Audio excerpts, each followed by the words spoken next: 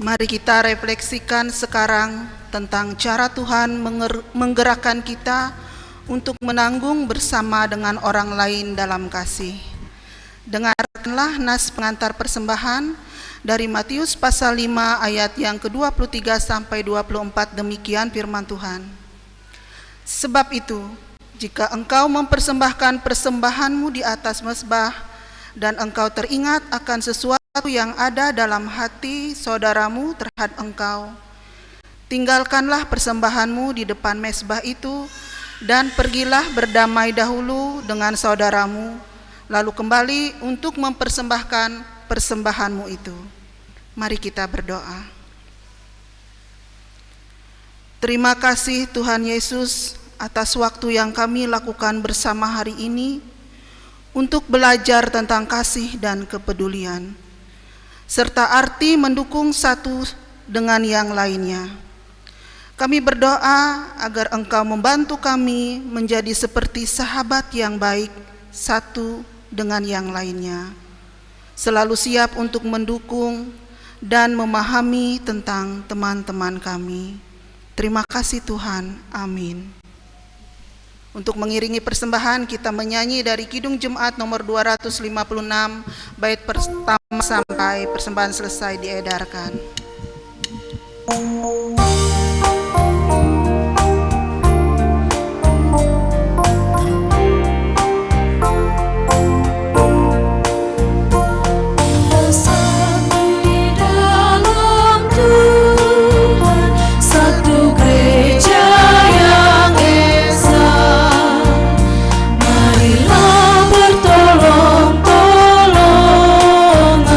Kau dan aku semuanya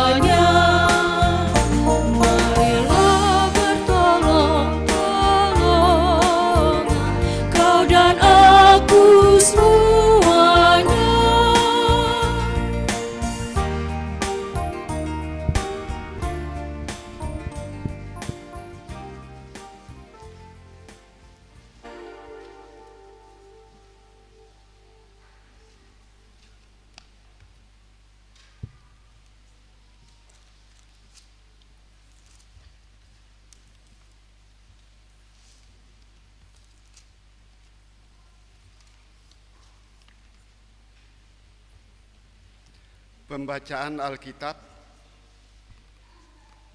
dari Keluaran 20 ayat 1 sampai dengan ayat yang ke-17.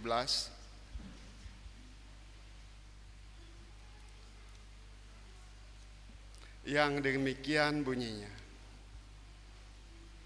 Dengan perikop ke-10 firman, lalu Allah mengucapkan segala firman ini. Akulah Tuhan Allahmu yang membawa engkau keluar dari tanah Mesir, dari tempat perbudakan.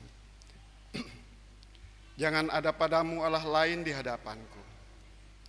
Jangan membuat bagimu patung yang menyerupai apapun yang ada di langit di atas, yang ada di bawah bumi, yang ada di bumi di bawah, atau yang ada dalam air di bawah bumi.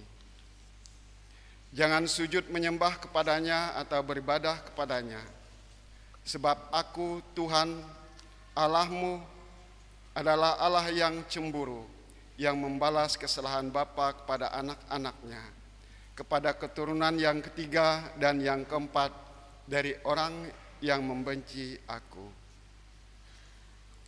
Tetapi aku menunjukkan kasih setia kepada beribu-ribu orang, yaitu mereka yang mengasihi aku dan yang berpegang pada perintah-perintahku. Jangan menyebut nama Tuhan Allahmu dengan sembarangan, sebab Tuhan akan memandang bersalah orang yang menyebut namanya dengan sembarangan. Ingatlah dan kuduskanlah hari Sabat. 6 hari lamanya engkau akan bekerja dan melakukan pekerjaan. Tetapi pada hari ke-7 adalah hari Sabat Tuhan Allahmu. Maka janganlah melakukan sesuatu pekerjaan, engkau atau anakmu laki-laki, atau anakmu perempuan, atau hambamu laki-laki, atau hambamu perempuan, atau hewanmu, atau orang asing yang di tempat kediamanmu. Sebab 6 hari lamanya Tuhan menjadikan langit dan bumi, laut dan segala isinya, dan ia berhenti pada hari ke-7. Itulah sebabnya Tuhan memberkati hari Sabat dan menguduskannya. Hormatilah ayah dan ibumu, supaya lanjut umurmu di tanah yang diberikan Tuhan Allahmu kepadamu. Jangan membunuh, jangan berzina, jangan mencuri, jangan mengucapkan saksi dusta tentang sesamamu, jangan mengingini rumah sesamamu, jangan mengingini istrinya, atau hambanya laki-laki, atau hambanya perempuan, atau lembunya, atau keledainya, atau apapun yang dipunyai sesamamu. Demikianlah pembacaan Alkitab. Setiap orang yang mendengarkan firman ini dan melakukannya, ia sama dengan orang yang bijaksana yang mendirikan rumahnya di atas batu. Amin. Matius 7 ayat 24.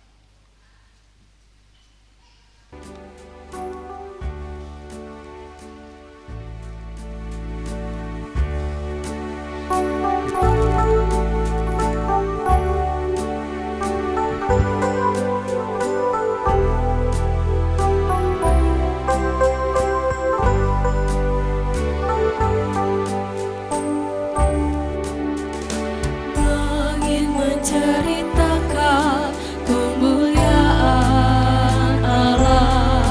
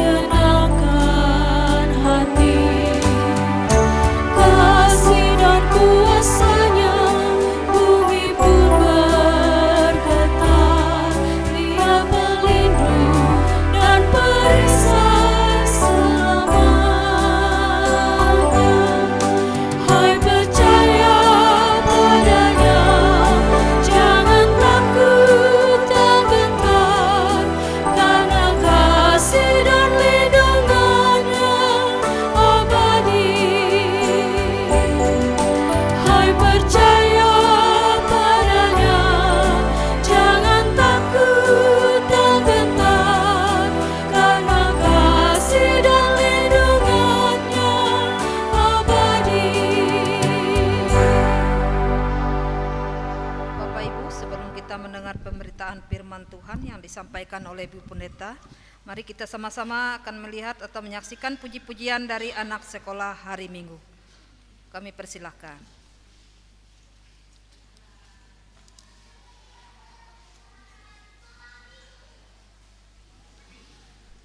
Shalom Bapak Ibu Jemaat terkasih. Hari ini kita merayakan Hari Doa Sedunia dan Hari Doa Anak Sedunia.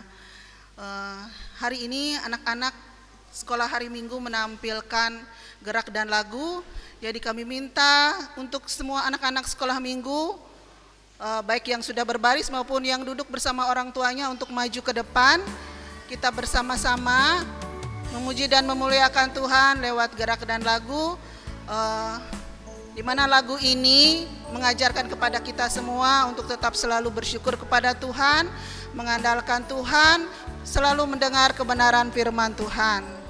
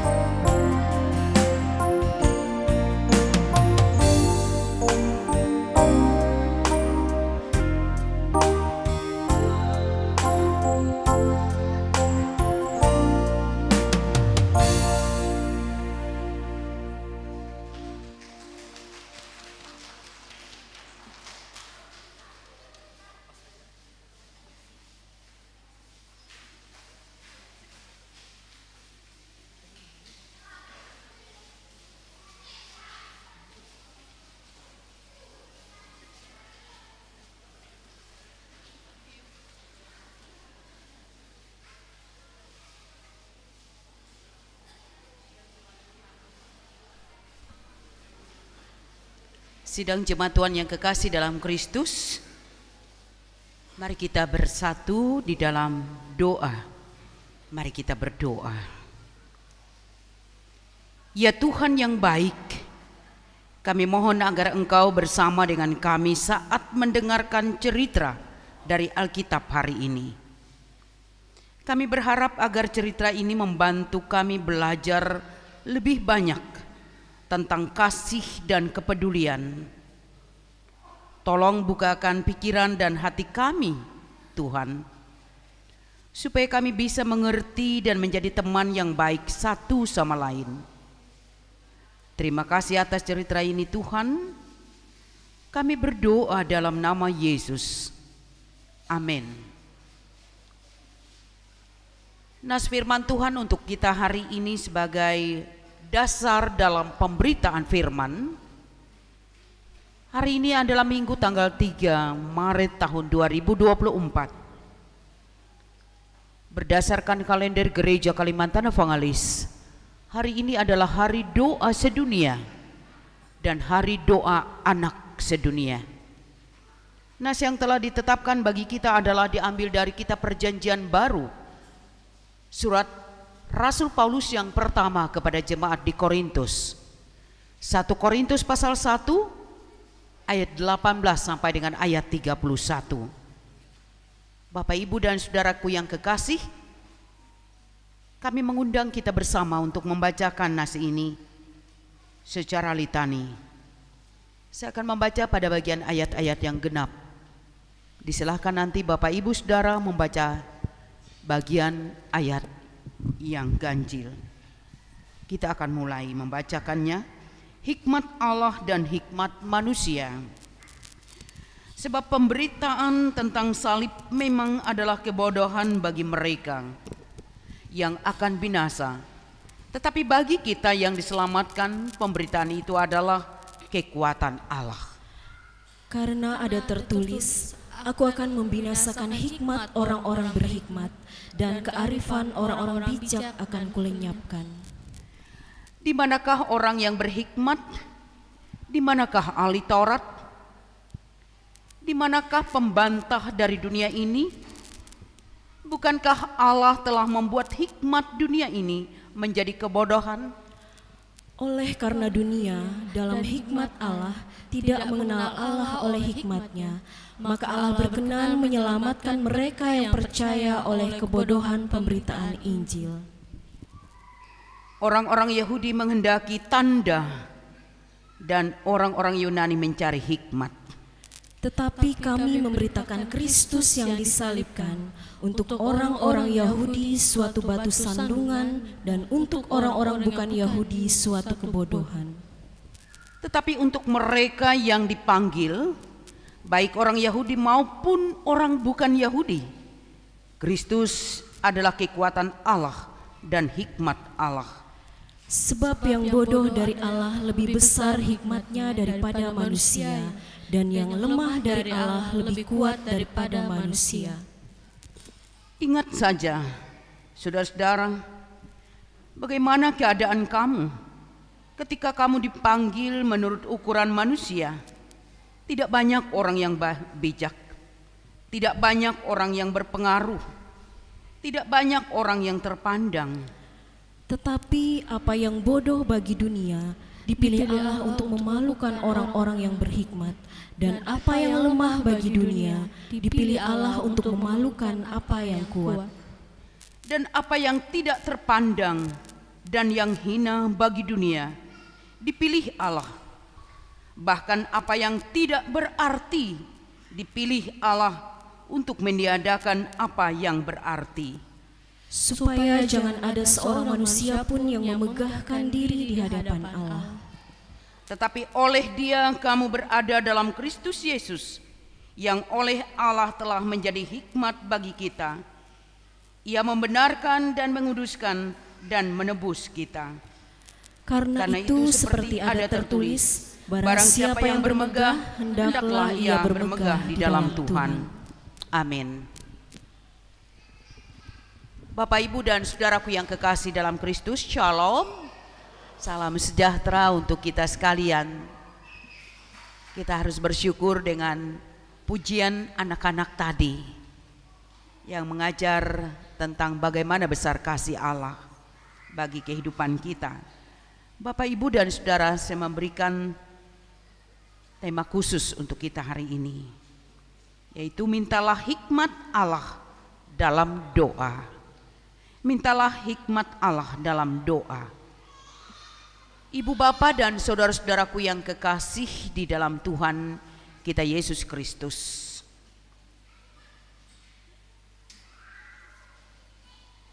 pemberitaan tentang salib selalu dipandang sebagai kebodohan oleh mereka yang kurang mengerti. Sebab dalam penilaian manusia memang nampaknya bodoh kalau anak Allah dibunuh oleh karena akibat dosa dan pelanggaran yang dilakukan oleh manusia. Seharusnya dosa itu dibinasakan oleh Allah itu sendiri. Mereka hanya melihat sebatas pada salib saja dan tidak melihat lebih jauh, yaitu kepada makna kebangkitan dan kemenangan Tuhan Yesus atas kematian itu. Ibu, Bapak, dan saudara-saudaraku yang kekasih, yang dikasihi dalam Tuhan Yesus Kristus,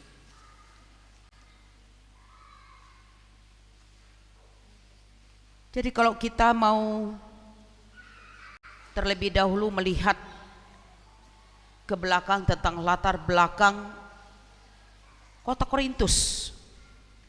Kota Korintus ini adalah merupakan kota metropolitan bagi orang-orang Yunani. Karena di sana adalah merupakan pusat ajaran untuk penyembahan berhala, khusus bagi orang Yunani yang menyembah berhala, yang memiliki dan pemahaman atau paham yang masih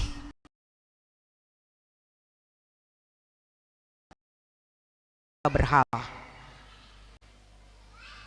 Satu ajaran yang menurut mereka adalah ajaran yang paling baik, yang memberikan jaminan keselamatan. Mereka memiliki pemahaman bahwa ilmu pengetahuan yang mereka miliki sebagai seorang ahli filosofi, seorang ahli di bidang filsafat, yang mereka pahami betul itu adalah hikmat, itu berasal dari dewa, pemberian anugerah